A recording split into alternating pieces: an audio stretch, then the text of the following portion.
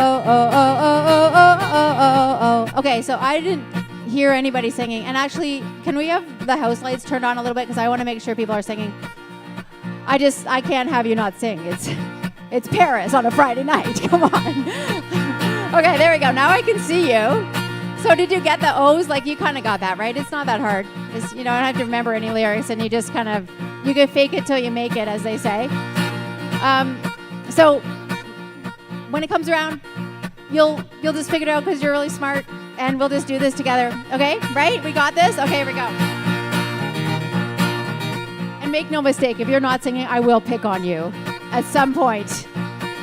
I will. It's been done. Not to threaten you or anything. I'm really sorry. I'm not usually like that. Okay. Here we go. I sing first, and then the chorus, and then you come in, okay? I'm going to stop telling you what to do at any moment. See, that's what happens when I tell you all the things that are happening in my brain. I just did that. Over the last couple of weeks, I found myself strolling through the city streets, coveting the clothes in the windows of those high-fashion boutiques. But I ain't bold enough to wear those outfits. I couldn't pull it off. I'd be self-conscious. What if someone saw me out in public? Oh, that lady look isn't me. And I can't believe I'm saying this out loud at my workplace in front of a crowd. 'Cause you know me, I'm kind of shy, but it's time I clarified. What you see ain't always what you get. I have another hidden aesthetic underneath the semi-tough exterior. Got a high-gloss interior. And in the privacy of my own home, well, I like to put on women's clothes. Yes, it's true, I'm one of them. I am a closet femme. Get ready, here we go. Yes, I am. Oh, oh, oh, oh, oh, oh, oh, oh, oh, oh, oh. Sometimes when I'm home alone, I throw on one of those full-length slips. I rip my socks and shoes off and apply some pink lipstick. I wear my black mascara for flair, my favorite eyeshadow if I dare. And if I'm feeling in the mood, I even put on a little rouge, yeah. In the privacy of my own home, well, I like to put on women's clothes. Yes, it's true, I'm one of them. I am a closet femme. When I first came out, I had something to prove. So I bought myself some secondhand army boots, and I gave my girly clothes to Sally Ann. But now it turns out I am a closet femme. Oh, oh, oh, oh, oh, oh, oh, oh, oh,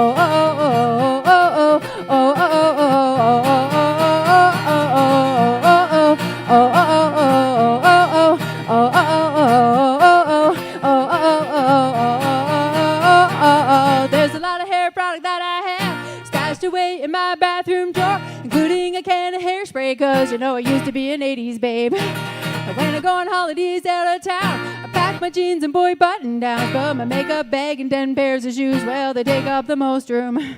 Now my profile needs diversifying, revitalizing and glorifying. Gonna get some fishnets and corsets and show off my assets. So maybe just for fun today, I'll try on some new lingerie. I could get away with wearing that under my clothes, 'cause no one would ever know, no. In the privacy of my own home, well, I like to put on women's clothes.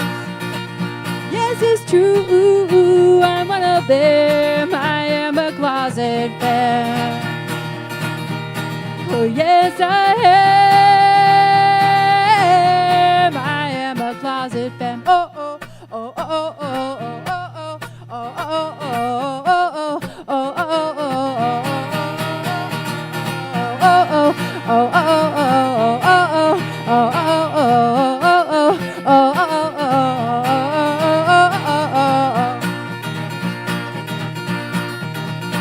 nice work.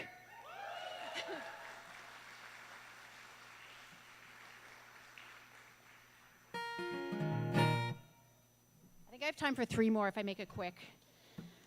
I really want to sing you this one because it just feels appropriate. Oh, that one. Oh, this one. Yeah. How are you doing? Good. That sounds so much better than when we first started. I feel like you're waking up a little. Okay. Let's see if I can do this one. Okay, so this is a song about a past life experience I had a number of years ago when I was out in BC. And I was just going on tour for, I think it was the second tour I ever did. I went on this hike up a mountainside in the morning, like my tour partners were still sleeping, and I stepped outside of our little hotel and put my shoes on and walked across the highway. We were out, like sort of out in this RV park out in the middle of the interior of BC, and hiked up the side of this, not really a mountain, it's kind of more like a hill, but there was this beautiful outcrop of rocks.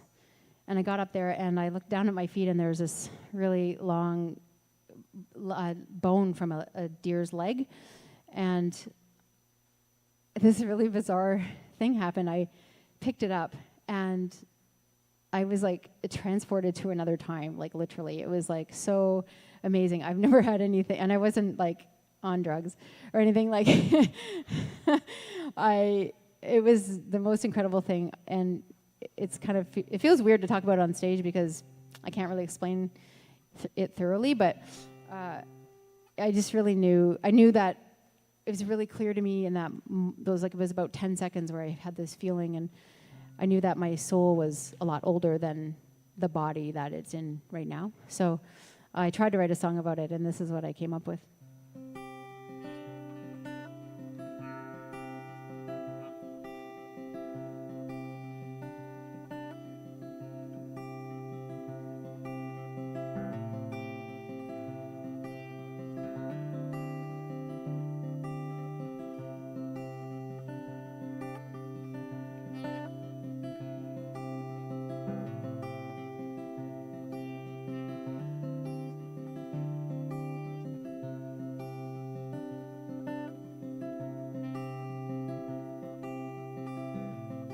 She came to me in an autumn field, somewhere west of here.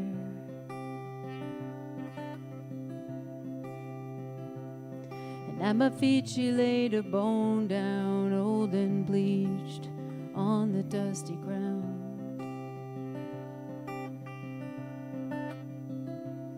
I picked it up and held it close, crows singing, buffalo thunder ringing out.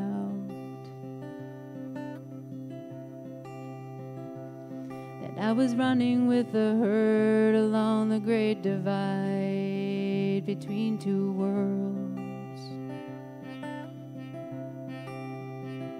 And I don't know about the whole, but I know tears and bones, and all my broken pieces, and begging for mercy. I'm down on my knees,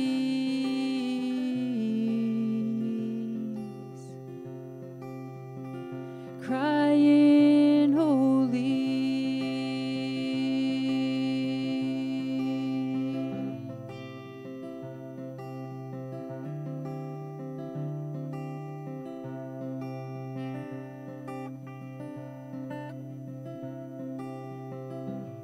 I had my finger on some kind of trigger when I was young.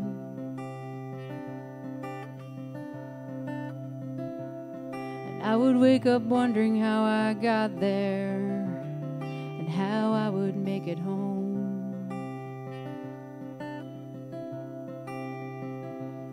I never wanted to do what they wanted me to.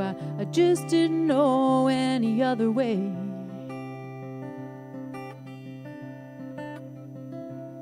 And I didn't want to be good. It was just a survival thing. And I don't know about the whole, but I know tears and bones, and all my broken pieces, and begging for mercy. I'm down on my knees,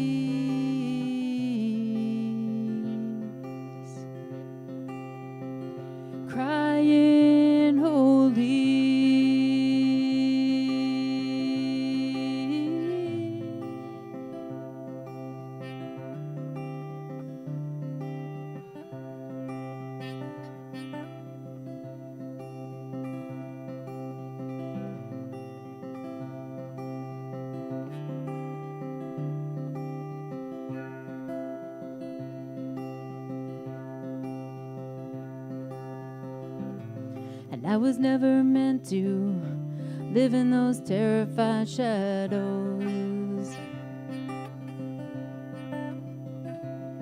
of all the tired and unrealized lives of the people along my bloodline. And it's good to recognize all those hard places from where we come. We've got to see beyond the horizon and look possibility in the eye. And when I'm long dead and gone, all those crows and those thundering buffalo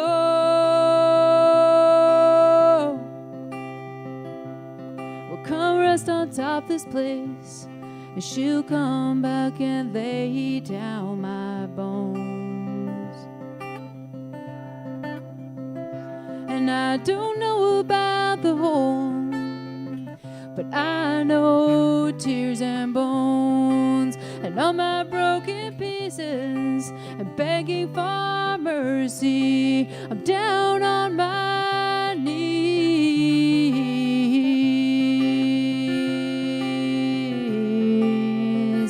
crying holy, crying holy.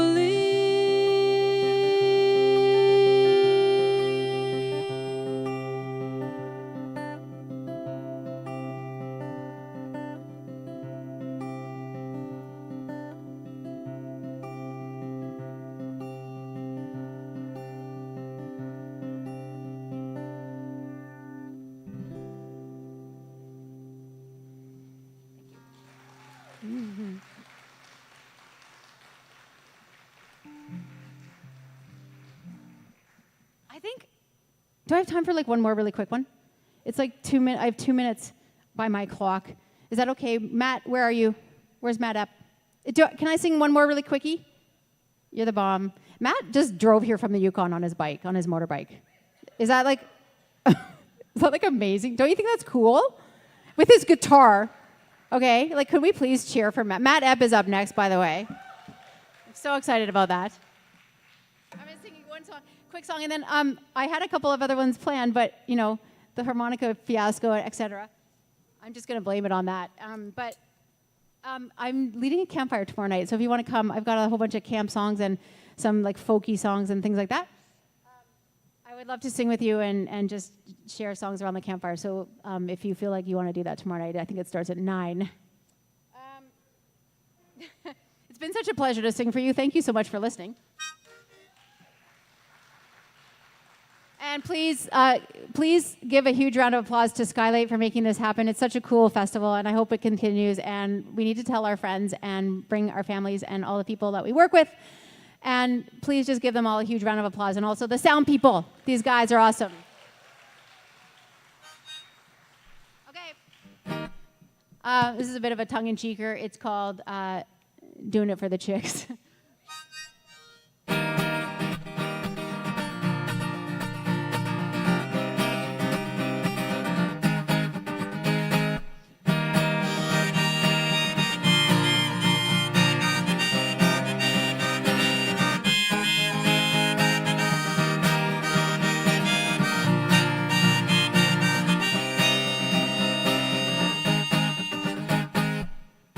I can tell you're some kind of worried out there about what I'm doing up here. And I assure you, my reasoning is completely shallow about how and why I'm here to entertain you. I'm merely on a divine plan to convert you all to the dark side of the bedroom. So why don't you come and pray at my church for a change?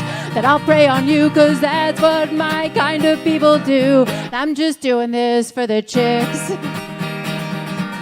I'm just singing, hoping I'll make it with you, baby. All I need is my God-given ability to serenade. I'm on a full-blown recruiting crusade. I've got me a pocket rhyming dictionary. I got me a couple of killer hot licks, yeah. But the music's all just extracurricular, 'cause I'm just doing it for the chicks.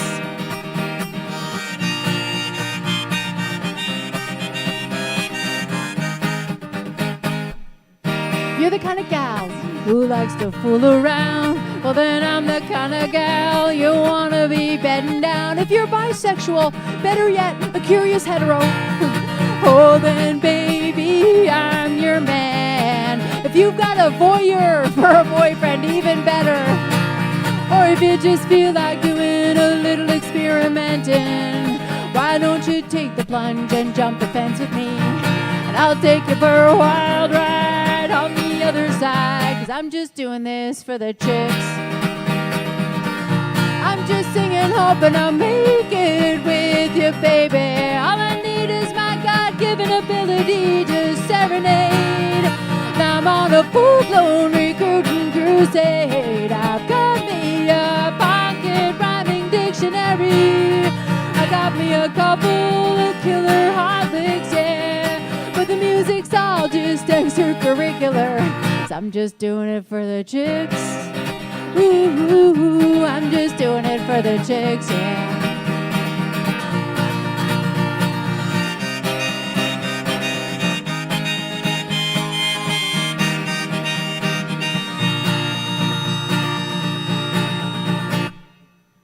If you're the kind of guy who likes to fret and frown about his place in the world, then I guess that I'm your worst nightmare, and I'm coming true, 'cause I'm here to steal your little lady out from under you. And I can see that you're concerned with all this coming out, and I'm the other woman your mother forgot to warn you about. And you believe that I'm your nemesis, but that's just ludicrous, 'cause the one thing I want to impress on you is this: I'm just doing it for the chicks. I'm just singing, hoping to make this world a better place to live in. All I need is my woman-driven ability to serenade. Now I'm on a full-blown crooning crusade, yeah, and I've got me a pocket rhyming dictionary.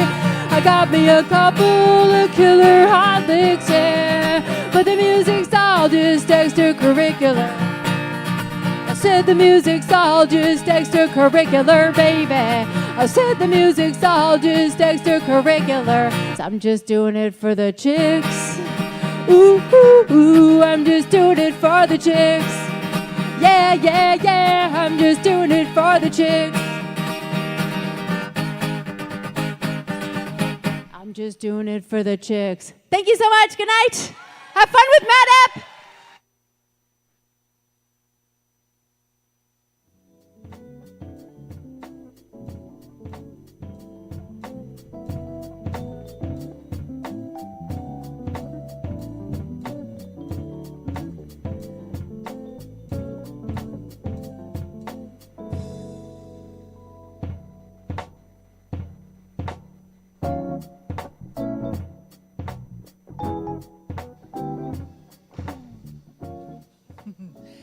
Can we hear it for Kate Reid? Woohoo! If you want more of Kate, there are CDs available over there, and Kate will be leading a creative writing workshop tomorrow with Ma Nature at 5:45 p.m. If it's sunny, it'll be back by the tree at the curling rink. If it's not, if the weather's bad, then we'll be in the Agroplex. And at 1:30 on Sunday, right here, it'll be the Songwriter's Circle, and Kate will be part of that, and you can hear the stories behind the songs that she writes. So thank you so much again, Kate Reid.